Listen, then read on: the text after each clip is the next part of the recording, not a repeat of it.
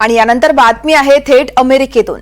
Trump यांच्या मंत्रिमंडळात Elon Musk आणि विवेक रामास्वामी यांचं यावेळेस पाहायला मिळतंय। त्यांना पद देखील देण्यात आली आहे। दोघांकडे अमेरिकन ब्युरोक्रेसी क्लीनची जबाबदारी देण्यात आली आहे। डिपार्टमेंट ऑफ गव्हर्नमेंट एफिशियन्सीचं देखील नेतृत्व केलं जाणार आहे। तर बिनकामाचा खर्च, कालबाह्य नियम, केंद्रीय संस्थांच्या पुनर्बांधणीची देखील जबाबदारी सोपवण्यात आली आहे। आणि या संदर्भात आंतरराष्ट्रीय विषयाचे अभ्यासक शैलेंद्र देवळानकर सर आहेत आपल्यासोबत। सर, एनडीटीव्ही मराठीमध्ये स्वागत आहे आपलं। आपण पाहतोय ट्रम्प यांच्या मंत्रिमंडळात एलॉन मस्क असतील, शिवाय विवेक रामास्वामी यांचाही समावेश आहे। कसं पाहता याकडे? डोनाल्ड ट्रम्प यांची अमेरिकेचे 47वे राष्ट्राध्यक्ष म्हणून निवड झाल्यानंतर त्यांनी आपली स्वतःची टीम जी आहे ती टीम आता तयार करायला सुरुवात केलेली आहे। आणि त्यांच्या ह्या टीम मध्ये जी नावं आता पुढे येत आहेत ती प्रामुख्याने अशा प्रकारची नावं आहेत की जी चाकोरीच्या बाहेरची आहेत। आणि त्यातनंच डोनाल्ड ट्रम्प यांचं पुढच्या काळामधलं धोरण कशा पद्धतीचं असेल यावरती प्रामुख्याने लक्ष आपलं केंद्रित होतं। विशेष म्हणजे इलॉन मस्क हे अमेरिकेच्या म्हणजे डोनाल्ड ट्रम्प जर राष्ट्राध्यक्ष झाले असते तर त्यांच्या मंत्रिमंडळामध्ये येणार हे यापूर्वी स्पष्ट झालेलं होतं। कारण अमेरिकेच्या राष्ट्राध्यक्ष पदाचा जो कॅम्पेनिंगचा टाइम होता त्याच वेळेला डोनाल्ड ट्रम्प यांनी स्वतः हे सांगितलं होतं की जर मी राष्ट्राध्यक्ष झालो तर माझ्या मंत्रिमंडळामध्ये एलॉन मस्क असतील। आणि एलॉन मस्क यांचं ट्विटर आणि डोनाल्ड ट्रम्प यांच्यामध्ये ज्या प्रकारची अंडरस्टँडिंग होती आणि या संपूर्ण कॅम्पेनमध्ये अत्यंत महत्वाची आणि प्रभावी भूमिका एलॉन मस्क यांनी पार पाडलेली होती।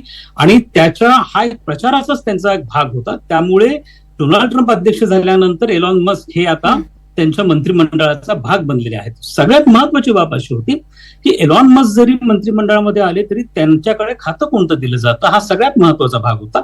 काही जणांचं मानणं असंही होतं की त्यांना कदाचित अमेरिकेचं परराष्ट्र मंत्री देखील बनवलं जाईल, परंतु तसं न होता त्यांना आता जो त्यांचा अंतर्गत देशांतर्गत एफिशियन्सीचा जो भाग आहे, विशेष करून त्यांची गव्हर्नमेंट एफिशियन्सीच्या बाबतीमधलं जे खातं आहे जे अत्यंत महत्वपूर्ण मानलं जातं की एकूणच संपूर्ण जो अंतर्गत पातळीवरचं रिस्ट्रक्चरिंग आहे त्या पद्धतीने विशेष म्हणजे अमेरिकेमध्ये अनेक अशा पद्धतीचे टॅक्स स्ट्रक्चर तयार केलं गेलं होतं बायडन यांच्या काळामध्ये की जे खूपच जास्त नकारात्मक अशा स्वरूपाचं होतं। एक उदाहरण द्यायचं झालं तर आपण हॉटेलमध्ये डिनर किंवा लंच घेतल्यानंतर वेटरला आपण टिप देतो, या टिप वरती देखील टॅक्स लावला गेला होता। अशा स्वरूपाचा टॅक्स लावला जाणं हे चुकीचं होतं आणि त्यामुळे हे खूप टॅक्सिंग अशा प्रकारचं होतं। त्यामुळे ह्या सगळ्यांमध्ये कशा पद्धतीने सुटसुटीतपणा आणता येईल, तसंच जो गव्हर्नमेंट एक्सपेन्सेस आहे तो कमी कसा करता येईल, लोकांना डायरेक्ट डिलिव्हरी कशा पद्धतीने देता येईल, या सगळ्या दृष्टिकोनातून विचार होणं अत्यंत गरजेचं असल्यामुळे हा भाग कोणाकडे जातोय, खातं कोणाकडे जातोय याकडे सगळ्यांचं लक्ष लागलं होतं। आणि आता प्रामुख्याने एका उद्योगपतीच्या हातामध्ये हे दिलं गेले। विशेष म्हणजे त्यांच्याबरोबर जो त्यांचा उपमंत्री असणार आहे ते रामास्वामी जे भारतीय वंशाचे आहेत आणि ते देखील अत्यंत मोठे उद्योगपती आहेत। त्यामुळे दोन उद्योगपती ज्या वेळेला हे खातं सांभाळतात त्यावेळेला निश्चितपणे एकूणच प्रशासनामध्ये गतिमानता येईल याची अपेक्षा करायला हरकत नाहीये। त्यामुळे डोनाल्ड ट्रम्प आता ज्या पद्धतीची व्यक्ती निवडत आहेत त्याच्या माध्यमातून असं दिसून येत आहे की एकूणच कार्यतत्परता आणि काहीतरी नवीन घडून आणण्याची त्यांची इच्छा आहे।